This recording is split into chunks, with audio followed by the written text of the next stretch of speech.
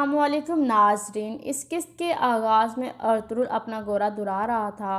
दूसरी तरफ जंगल में उरानोस और उसके सिपाही मौजूद थे ताकि वो मंगोलों से संदूक हासिल कर सके, और वह दरग्योस का इंतज़ार कर रहा था।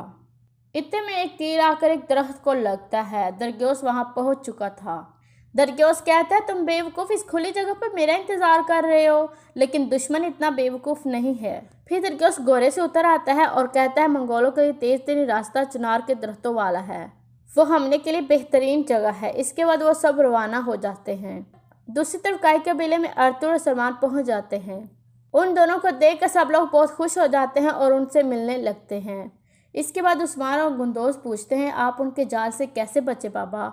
अर्तुगरुल साहब कहते हैं, इस दुनिया में दो ताकतें हैं, एक तलवार और एक दिमाग, लेकिन अभी तक कोई ऐसी ताकत ईजाद नहीं हुई जो दिमाग को हिरा सके। फिर अर्तुगरुल अली जज वाला फरमान सरजान खातून को पकड़ाते हैं और कहते हैं, इसमें लिखा है, और बताते हैं कि गुलदारो और सलमान अब आज़ाद है। ये सुनकर सब हैरान हो जाते हैं और बाद में खुशी का इजहार करते हैं और अल्लाह का शुक्र अदा करते हैं। फिर अर्तुगरुल साहब बताते हैं, मंगोल या दूसरे डाकू किसी भी काफिले पर हमला कर सकते हैं। सलमान मेरे साथ जाएगा, आप कुछ अरसा और हमारे कबीले में गुजारें, एहतियाती तदबीर के साथ आप हिजरत कर सकती हैं। ये सुनकर सरजान खातून बहुत खुश हो जाती है। दूसरी तरफ जंगल का मंजर दिखाया जाता है। केज काउच को एक जगह बांध दिया जाता है। इतने में दरग्योस और उसके सिपाही वहां पहुंच जाते हैं। उरानोस कहता है, वहां एक दरख्त के साथ एक आदमी बंधा हुआ है हजूर। दरग्योस उसे देखकर कहता है, ये तो वही है सुल्तान केज काउच, आज हमारा बहुत बड़ा दिन है, हम संदूक और केज काउच दोनों हासिल कर लेंगे। इतने में कुछ मंगोल वहां पहुंच जाते हैं।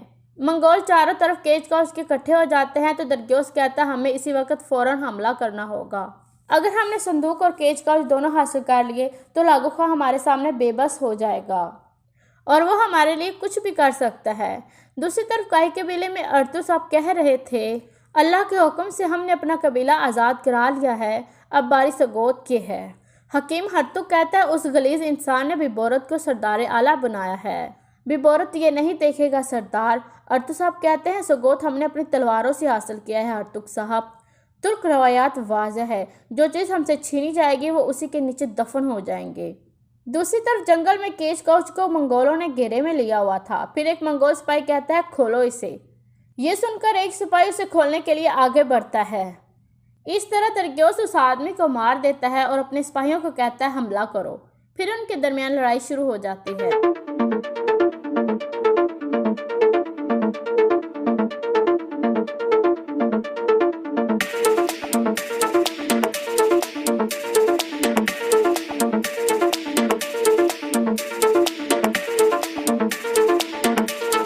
दरग्योस के आदमी वहां मौजूद तमाम मंगोलों को मार देते हैं। फिर एक आदमी केज काउच को खोलने के लिए आगे बढ़ता है, जबकि दूसरा आदमी संदूक उठा लेता है। इतने में उन पर हमला हो जाता है। बिबोलत और उसके आदमी वहां पहुंच चुके थे, जिनमें मंगोल भी शामिल थे। इतने में तुर्गुत और उसके साथी वहां मंगोलों के बेस में पहुंच जाते हैं। बामसी फौरन केज काउच की रस्सी काट देता है और उसे नीचे उतार लेता है। फिर वो सुल्तान केज काउच के एक तरफ ले जाते हैं। ये देखकर बिबोलत कहता है, यनाल वो सुल्तान केज काउच को लेकर जा रहे हैं, उनके पीछे जाओ। ये सुनकर यनाल उनके पीछे जाता है। बामसी तुर्गुत को कहता है, तुम लोग जाओ, मैं इस कुत्ते को देख लूंगा। इतने में यनाल बामसी के करीब पहुंच जाता है। यनाल और बामसी एक दूसरे के सामने खड़े हो जाते हैं।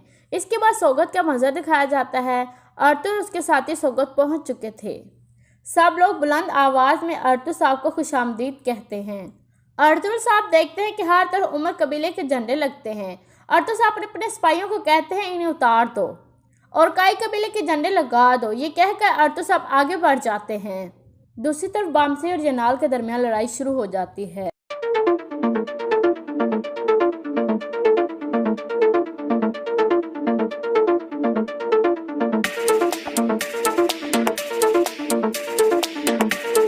इसी दौरान दरग्योस और अली जज के सिपाहियों के दरमियान लड़ाई जारी थी। दोनों तरफ बहुत से सिपाही मारे जाते हैं। फिर सबोतई अपने सिपाहियों से कहता है, फौरन सुल्तान केज काउच के पीछे जाओ। दूसरी तरफ सोगोत में काई कबीले के झंडे लहरा रहे थे। सोगत के लोग बहुत खुश थे। इतने में उमर कबीले के सिपाही आ जाते हैं और कहते हैं, ये तुम क्या कर रहे हो? सरदार आला का झंडा उतारने की तुम लोगों में हिम्मत कहाँ से आ गई? इतने में अर्तुगरुल और उसके सिपाही वहां पहुंच जाते हैं उमर कबीले के लोग अपनी तलवारें निकाल लेते हैं। अर्तुर साहब कहते हैं यहाँ मैं कुछ चुराने नहीं आया हूँ, अपना हक लेने आया हूँ। सिपाही कहता है यहाँ तुम्हारा कोई हक नहीं है। कमांडर अली जज ने सरदार आला और सगोत का ओहदा बिबोरत साहब को दे दिया है। अर्तुर कहता है किसी में इतनी ताकत नहीं है कि वो मेरे हक को छीन सके। सिपाही कहता है तो तुम्हें हमारे ऊपर से गुजरना होगा। अर्तुर साहब कहते हैं अगर कोई मुझसे सौगत लेना चाहता है वो अपनी तलवार लेकर मेरे सामने आ जाए और दूसरों के साए के पीछे मत छुपे। अली जज हलागु खां को बता दो जाकर कि सुलेमान शाह के बेटे अर्तुरुल ने सगोत वापस ले लिया है।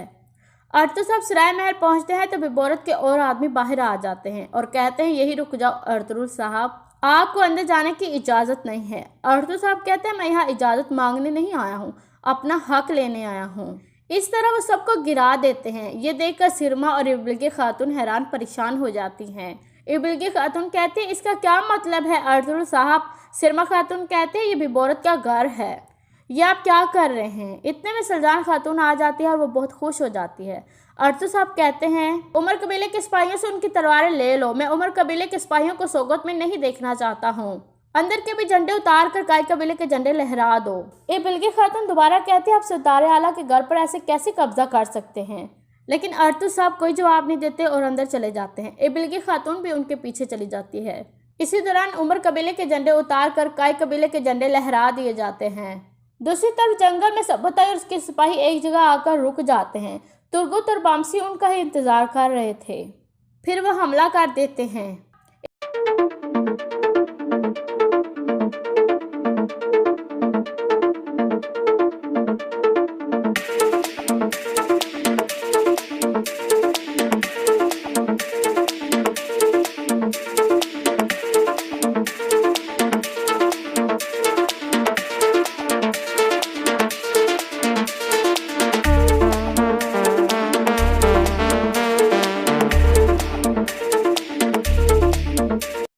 सभ्यता और उसके सिपाही मारे जाते हैं। फिर तुर्गुत कहता है आप ठीक है सुल्तान केज काउच? सुल्तान केज काउच कहता है मैं बिल्कुल ठीक हूँ, मैंने इनका अंजाम अपनी आंखों से देख लिया है। अब्दुर्रहमान कहता है चले हम चलते हैं, इससे पहले कोई और आ जाए। तुर्गुत कहता है हम जाएंगे अब्दुर्रहमान, लेकिन हम अली जज को दिखाएंगे कि वो पूरी तरह हार चुका है। दूसरी तरफ सोगत में एबिलगी खातून अर्तुर साहब के पास पहुंचती है और कहती है आप बात क्यों नहीं कर रहे हैं? अर्तुर साहब कहते हैं ये झंडा आपके कबीले में होना चाहिए एबिलगी खातून, यहाँ नहीं। एबिलगी खातून झंडा लेकर कहती है मुझसे बात करें अर्तुर साहब, ये सब कुछ क्या हो रहा है? अर्तुर साहब कहते हैं ये बिल्कुल सही वक्त था कि मैं अपना हक ले लूँ, आपके भाई ने बहुत बड़ी गलती की थी एबिलगी खातून। एबिलगी खातून कहती है आप बिल्कुल ठीक कह रहे हैं, सोगत पर आपका हक है, लेकिन इस तरह हमला करके। अर्तुर साहब कहते हैं हमारी फतह की हुई ज़मीनों की हिफाजत करना हमारी इज्जत का मामला है। जब हमारी इज्जत का मामला हो हम किसी के साथ मशवरा नहीं करते एबिलगी खातून, हम सही वक्त पर हरकत में आते हैं। एबिलगी खातून कहते हैं ये सही वक्त नहीं है, ऐसा करके आप उमर कबीले को अपने खिलाफ कर रहे हैं। अर्तुर साहब कहता है बुज़दिल हर रोज़ मरता है और बहादुर एक बार मरता है। मैंने इंसाफ कायम किया है एबिलगी खातून, मैं हर तरह की मुश्किल का सामना कर सकता हूँ। एबिलगी खातून कहते हैं दोनों कबीलों के इत्तेहाद और मजबूती के लिए ये रास्ता ठीक नहीं है। अर्तुर साहब कहते हैं हक का रास्ता अल्लाह का रास्ता होता है और वो मुश्किल होता है। एबिलगी खातून कहते हैं मैंने जो कहना था वो मैंने कह दिया है, अब मुझे इजाज़त दें। इसके बाद एबिलगी खातून वहाँ से चली जाती है। नीचे सिरमा खातून कई कबीले के झंडे देखकर शदीद गुस्से में थी। सलजान खातून बहुत मुस्कुरा रही थी। दूसरी तरफ अर्तुर साहब गुनगुत को बुलाकर कहते हैं सोगत के लोगों को इकट्ठा करो, मैं उनसे बात करना चाहता हूँ। दूसरी तरफ जंगल में बिबोरत और उरानूस आमने सामने होते हैं। उरानूस अपनी आवाज़ तब्दील करके कहता है तुम्हें यहाँ नहीं होना चाहिए था, तुम मौत के रास्ते में नहीं आ सकते। बिबोरत कहता फिर तुम मौत की दुआ पढ़ लो। इस तरह बिबोरत उरानूस को जख्मी कर देता है और कहता है पहले अपना चेहरा दिखाओ ताकि मुझे पता चल सके तुम किसके कुत्ते हो। इतने में उरानूस के सिपाही आ जाते हैं और उस पर हमला कर देते हैं। उरानूस तेजी से संदूक उठाकर वहां से चला जाता है। बिबोरत सबको मार देता है, लेकिन उरानूस वहां से जा चुका होता है। बिबोरत कहता है मैं संदूक इस तरह नहीं जाने दे सकता। इतने में बिबोरत की नज़र जनाल पर पड़ती है। जनाल शदीद जख्मी हालत में पड़ा था। ये देखकर बिबोरत जनाल के करीब आ जाता है और कहता है जनाल थोड़ा हौसला रखो, ये जख्म तुम्हारे लिए कुछ भी नहीं है। जनाल बेहोश हो जाता है जबकि बिबोरत बहुत परेशान हो जाता है। इतने में एक सिपाही आता है और कहता है मैं सबोताई के आदमियों के पीछे गया था, سبوتائی مارا گیا ہے اور وہ کیچ کا اس کو لے گئے ہیں۔ یہ سن کر بھی بہت سخت غصے میں آ جاتا ہے اور کہتا ہے صندوق چلا گیا، سلطان کیچ کا چلا گیا، سبوتائی بھی مارا گیا، ہم علی جج کا سامنا کیسے کریں گے؟ اتنے میں ینال ہوش میں آ جاتا ہے۔ ببورت کہتا ہے فوراً گھوڑا تیار کرو، ہم ینال کو لے کر سوگت جا رہے ہیں، اور یہاں پر اس قسط کا اختتام ہو جاتا ہے۔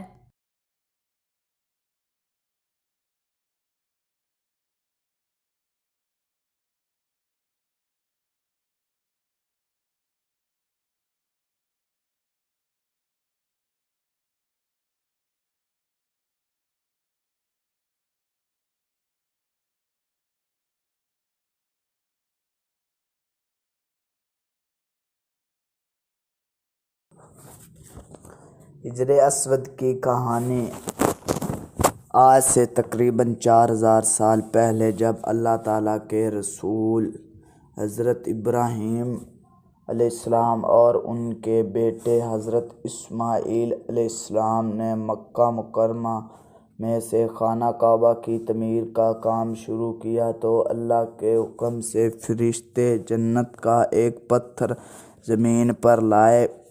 اس پتھر کو حجر اسود کہتے ہیں۔ جب یہ پتھر خانہ کعبہ کے ایک کونے میں نصب کیا گیا، حج اور عمرہ کرنے والے لاکھوں مسلمان ہر سال مکہ جاتے ہیں تو خانہ کعبہ کے طواف کے دوران حجر اسود کو بوسہ دیتے ہیں۔ یہ پتھر مسلمانوں کے نزدیک اس لیے مقدس ہے کہ ہمارے آخری پیغمبر حضرت محمد صلی اللہ علیہ وسلم نے اسے بار بار چوما۔ آپ صلی اللہ علیہ وسلم جب بھی خانہ کعبہ میں تشریف لے جاتے تو حجر اسود کو ضرور بوسہ دیتے۔ اس سال مکہ میں شدید بارش ہوئی، تب خانہ کعبہ کی دیواریں کچی تھیں۔ ان بارشوں سے خانہ کعبہ کی کچی دیواروں کو شدید نقصان پہنچا اور یہ کئی جگہ سے بہہ گئیں۔ قریش نے فیصلہ کیا خانہ کعبہ کو نئے سر سے تعمیر کر کے اس کی دیواریں مضبوط اور بلند کر دی جائیں۔ جب کعبہ کی دیواریں اونچی ہوئیں تو حجر اسود کو دوبارہ اس کے مقام پر نصب کرنے کی باری آئی تو حجر اسود چنانچہ ہر قبیلے کے لوگوں کے لیے قابل احترام تھا، اس لیے کہ قبیلہ چاہتا تھا حجر اسود کو دوبارہ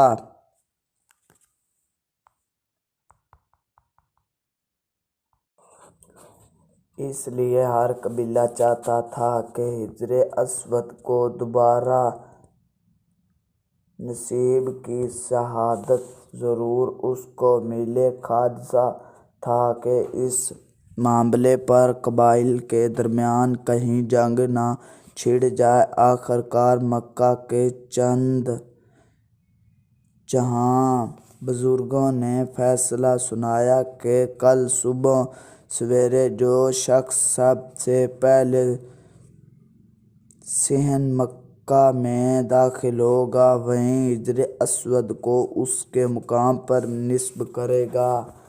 اگلے دن روز خانہ کعبہ کے صحن میں سب سے پہلے ہمارے پیارے نبی حضرت محمد صلی اللہ علیہ وسلم پہنچے۔ تب آپ صلی اللہ علیہ وسلم کی عمر صرف 25 برس تھی اور آپ صلی اللہ علیہ وسلم نے اپنی نبوت کا اعلان نہیں کیا تھا، لیکن اس کے بعد جو مکہ کے لوگ آپ صلی اللہ علیہ وسلم کی سچائی اور ایمانداری کے قابل تھے اور وہ سب آپ صلی اللہ علیہ وسلم کو صادق اور امین کہہ کر پکارتے تھے۔ خانہ کعبہ کے صحن میں آپ صلی اللہ علیہ وسلم کی صبح سویرے آمد سے لڑائی جھگڑے کا خطرہ ٹل آیا تھا۔ لوگوں کو یقین تھا کہ اب یہ معاملہ نہایت خوشی سے حل ہو جائے گا۔ آپ صلی اللہ علیہ وسلم نے ایک چادر منگوائی، حجر اسود کو اسے دست مبارک سے اٹھایا اور چادر پر رکھ دیا۔ آپ صلی اللہ علیہ وسلم نے ہر قبیلے کا ایک ایک نمائندہ لیا اور تمام نمائندوں سے فرمایا کہ وہ چادر چاروں کونوں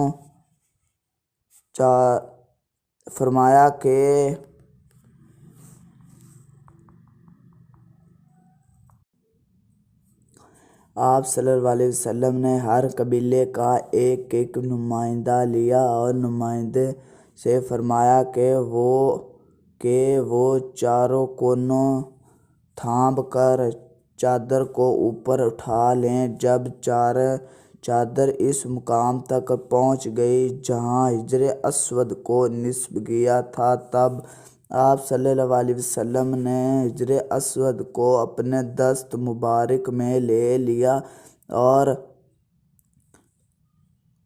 کعبہ کی دیوار میں نصب کر دیا۔ حجر اسود آج تک اس مقام پر نصب ہے اور ہمارے نبی صلی اللہ علیہ وسلم کی حکومت کا منہ بولتا ثبوت ہے۔ آپ صلی اللہ علیہ وسلم کی حکمت سے مکہ کے لوگ خون خرابہ سے بچ گئے۔ ہمارے نبی حضرت محمد صلی اللہ علیہ وسلم نے 1,00,000 مسلمان کے ساتھ حج کی،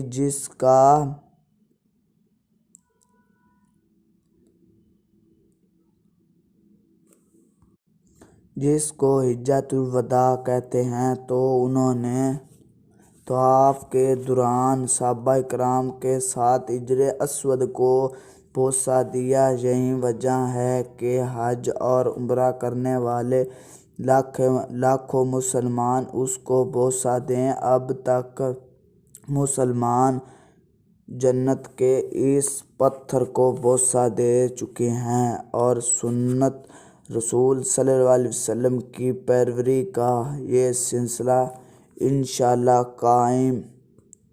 قیامت تک جاری رہے گا۔ ہمارے پیشے ہر شخص اپنی اور اپنے خاندان کی ضرورت پوری کرنے کے لیے روزی کا کوئی نہ کوئی کام ڈھونڈتے ہیں۔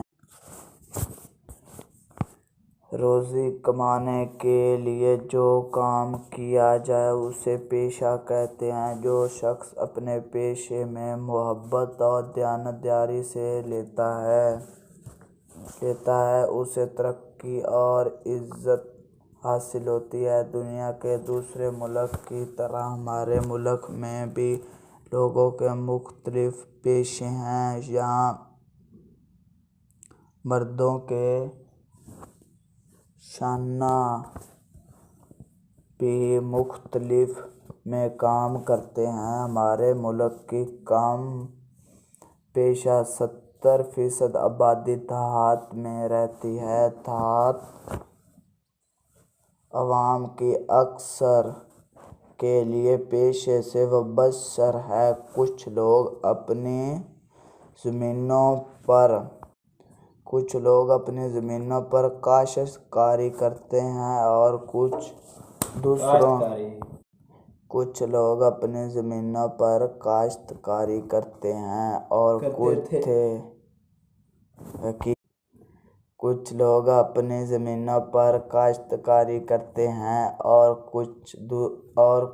دوسروں کی زمینوں پر کام کرتے روزی کماتے ہیں۔ ہمارے کسان محنتی اور جفاکش ہیں اور کھیتوں میں ہل چلاتے ہیں، بیج بوتے ہیں،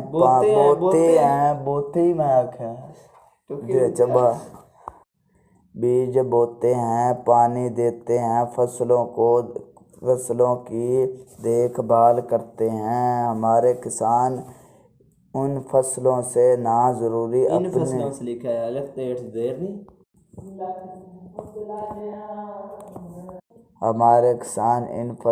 سے نہ صرف اپنی ضروریات پوری کرتے ہیں بلکہ ان سے اپنی آمدنی بڑھاتے ہیں۔ گندم، چاول، مکئی اور کپاس ہمارے ملک کی ایسی جنس ہے جو فروخت کی جاتی ہے، جبکہ گنا شوگر مل کی بیچ دیا جاتا ہے۔ دیہات میں پھلوں اور پھولوں کے لیے باغ بھی ہوتے ہیں، یہ پھل اور پھول بھی فروخت کیے جاتے ہیں۔ دیہات میں رہنے والے لوگ مویشی بھی پالتے ہیں۔ ان جانوروں میں بیل، گائے، بھینس، بکری، بھیڑ اور مرغی وغیرہ شامل ہیں، جو ان کی گھر ضروریات پوری کرنے کے ساتھ ساتھ ان کی آمدنی کا ذریعہ بھی ہیں۔ دیہات فصلوں کی کٹائی سے لے کر مویشیوں کا چارہ بناتے ہیں، بہت سے کام اپنے ہاتھ سے کرتے ہیں۔ دیہات میں رہنے والے لوگ ریڑھ چرانے کا کام بھی کرتے ہیں، انہیں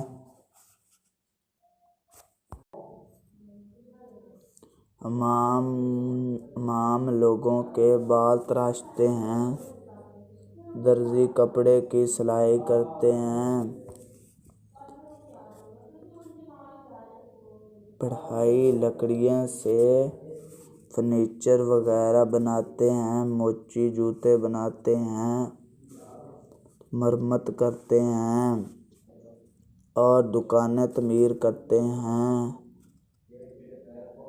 دیہات میں اسکول بھی ہوتے ہیں جہاں استاد لڑکے اور لڑکیوں کو تعلیم دیتے ہیں۔ دیہات میں مزید صحت بھی قائم ہے، جہاں ڈاکٹر اور ڈسپنسری وغیرہ کام کرتے ہیں۔ دیہات میں رہنے والے باقاعدہ خواندہ اور ناخواندہ افراد روزگار کے لیے شہر کا رخ بھی کرتے ہیں۔ شہروں میں بھی درزی، حمام، موچی، کمہار، ترکھان اور گولے وغیرہ ہوتے ہیں۔ شہروں میں دیگر مندی بھی ہوتے ہیں، ان کی سونار، شیشہ سنگار، پلمبر، گھڑی سنگار، حلوائی اور رنگ سوار وغیرہ کے ساتھ کمپیوٹر، موٹر گاڑیاں اور بجلی یا گیس سے چلنے والی اشیاء کے کار شامل ہیں۔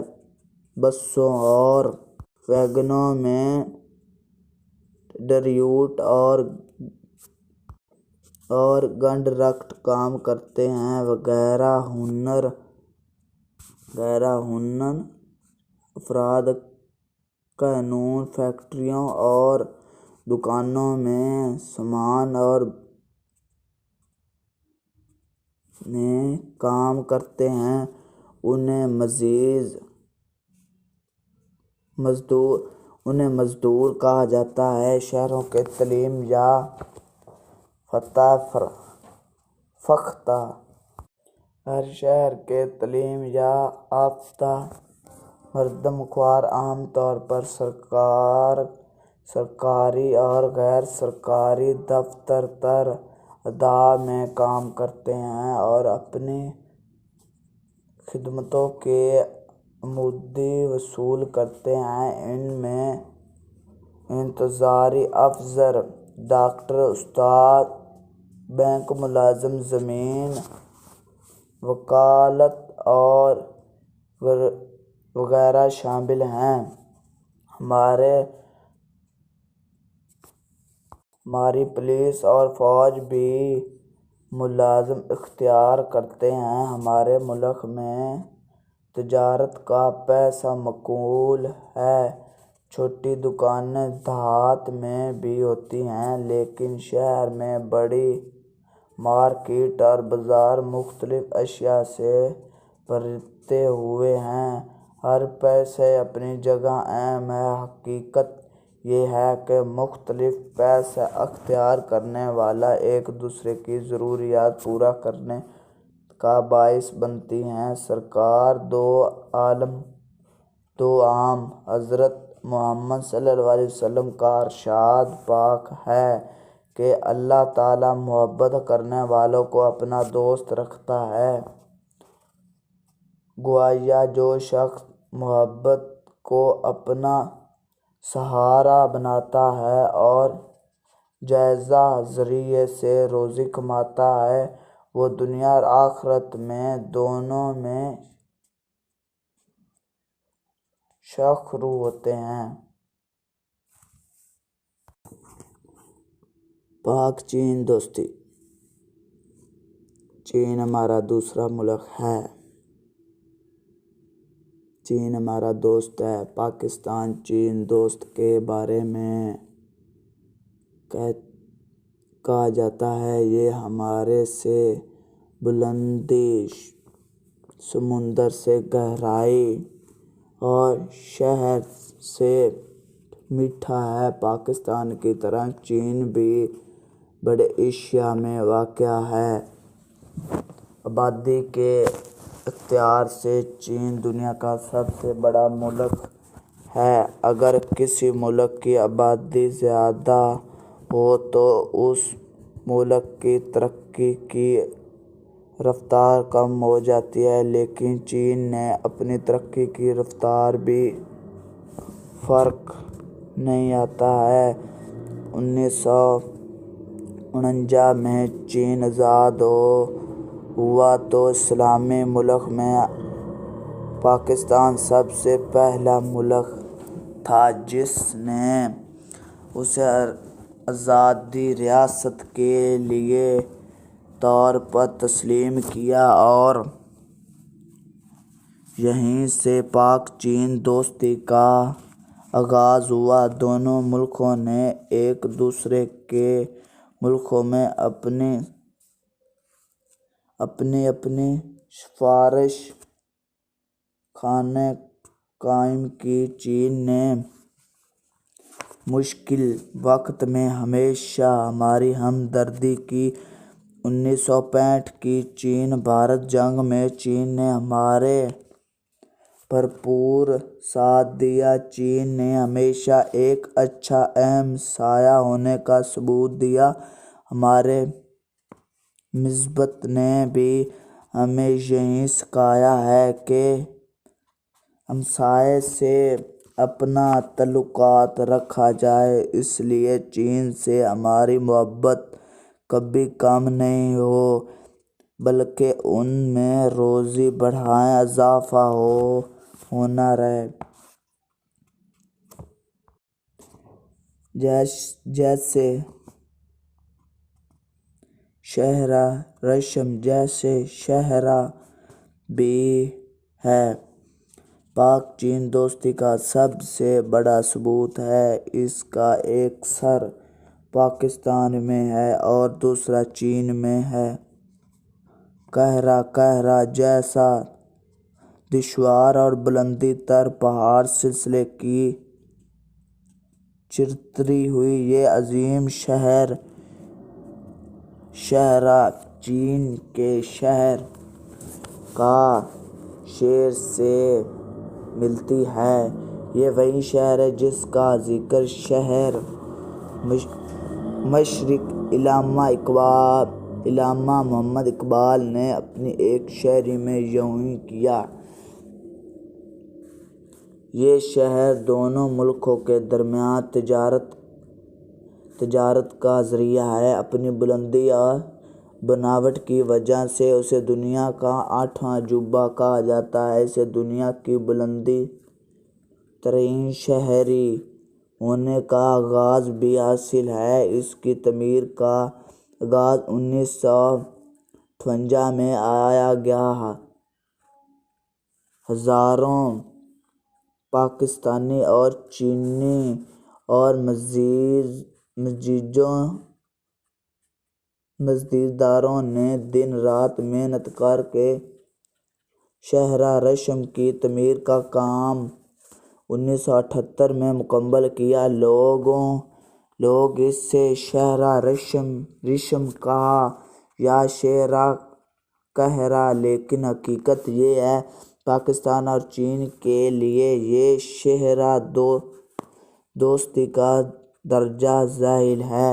اس شاہراہ کی کل لمبائی 13,000 کلومیٹر ہے۔ اس کا 806 کلومیٹر حصہ پاکستان میں اور 494 کلومیٹر چین میں ہے۔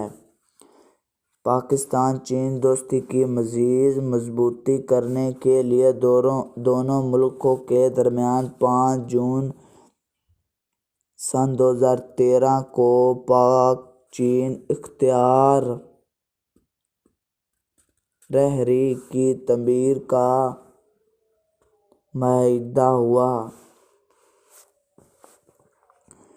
46 ارب کا یہ معاہدہ ہمارے اختیار تاریخ کا سب سے بڑا معاہدہ ہے۔ اس مضبوطی کے اختیار صوبہ بلوچستان میں واقع گورداری کی بندرگاہ کو چین کے علاوہ چین کے علاقے کا شہر سے سڑک اور ریل کے ذریعے ملا دیا جائے گا۔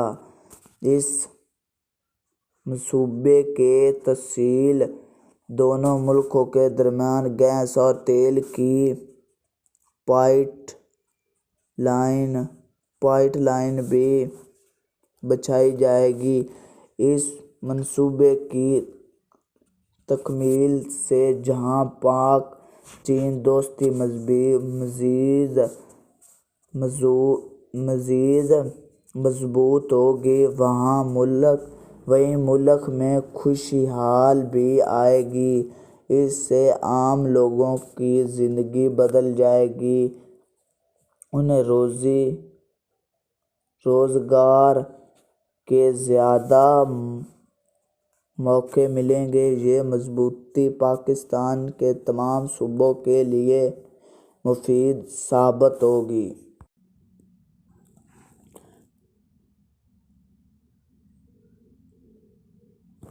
محترمہ فاطمہ جناح قائد اعظم محمد علی جناح کی سب سے چھوٹی بہن تھیں۔ وہ 21 جولائی 1993 کو کراچی میں پیدا ہوئی۔ قائد اعظم کے قیام کی تسلیم میں محترمہ فاطمہ جناح نے اپنے بھائی کا قدم قدم پر ساتھ دیا۔ انہوں نے خواتین کو مسلم لیگ کے پلیٹ فارم پر جمع کیا اور ان میں آزادی کا جذبہ پیدا کیا۔ ان کی خدمت کے سلسلے میں انہیں معاہد ملت کا خطاب دیا۔ ابتدائی تعلیم مکمل ہونے کے بعد محترمہ فاطمہ جناح کو اس کے بھائی محمد علی جناح نے 1919 میں کلکتہ کے ڈاکٹر احمد ڈینٹل کالج میں داخل کروا دیا۔ وہ کالج کے ہاسٹل میں مقیم رہی۔ انہوں نے وہاں دل لگا کر پڑھائی کی اور 1922 میں ڈینٹسٹ دانتوں کے معالجے کی سند حاصل کرنے کے بعد اپنے بھائی کے پاس بنوئی۔ محترمہ فاطمہ جناح اپنے بھائی سے بہت پیار کرتی تھیں۔ وہ قائد اعظم کے ساتھ 5 سال تک لندن میں رہیں۔ وہاں کی ترقی دیکھ کر وہ اس نتیجے پر پہنچی کہ یہ سب کچھ آزادی کی بدولت ہے۔ انہوں نے جان لیا تھا کہ آزادی سب سے بڑی نعمت ہے۔ پاکستان بننے کے بعد محترمہ فاطمہ جناح عام لوگوں کی بھلائی کے کاموں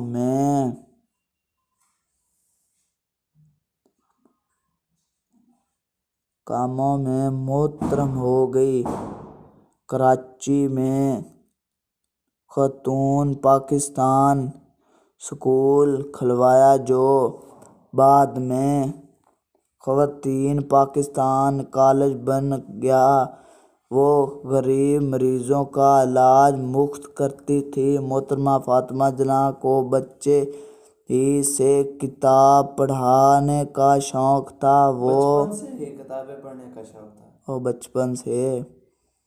بچپن ہی سے کتابیں پڑھنے کا بہت شوق تھا۔ محترمہ فاطمہ جناح کو بچپن ہی سے کتابیں پڑھنے کا شوق تھا۔ وہ بہت سلیقہ مند تھی، صاف ستھرا لباس پہنتی تھی، اپنی کتابیں اور دوسرے سامان سلسلے سے رکھتی، اپنا کام وقت پر کرتی۔ انہیں ہمیشہ سچ بولنے کی عادت تھی۔ اسکول میں پڑھنے کے دوران اپنا سبق اس دن یاد کرتی، کسی کام کو دوسرے دن پر ٹلوانا انہیں اچھا نہیں لگتا۔ وہ صفائی کا خاص خیال رکھتی تھی۔ معاہد ملت محترمہ فاطمہ جناح کو بچے سے بہت پیار تھا۔ 25 جون 1949 کو انہوں نے پاکستان کے بچے کے نام ایک پیغام میں کہا، تم ہمارے سب سے بڑے دولت اور زندگی قومی کا عزیز ترین سرمایہ ہو۔ اسکول میں ہو، گھر پر اطاعت اور نظم و ضبط کو اپنا شعار بنایا۔ وقت کی قدر کرو، تعلیم اور کھیل کود کے ساتھ ساتھ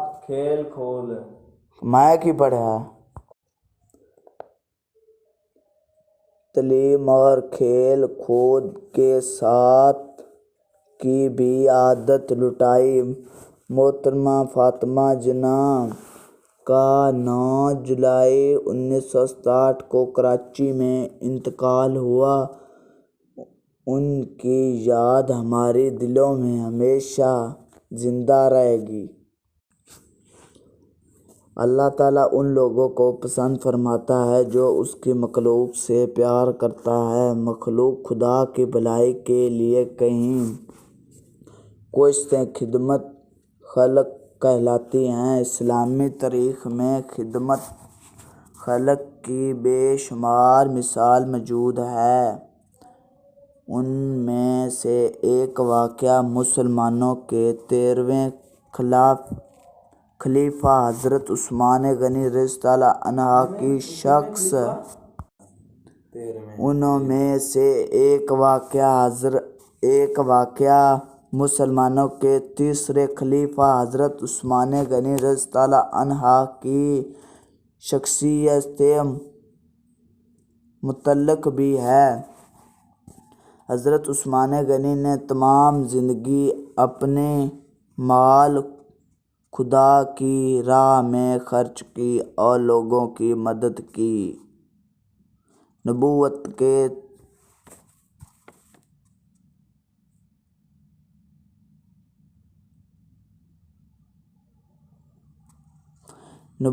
کے 13ویں سال جب مسلمانوں نے مکہ سے مدینہ منورہ کی طرف ہجرت کی تو وہاں پانی کی شدید قلت تھی۔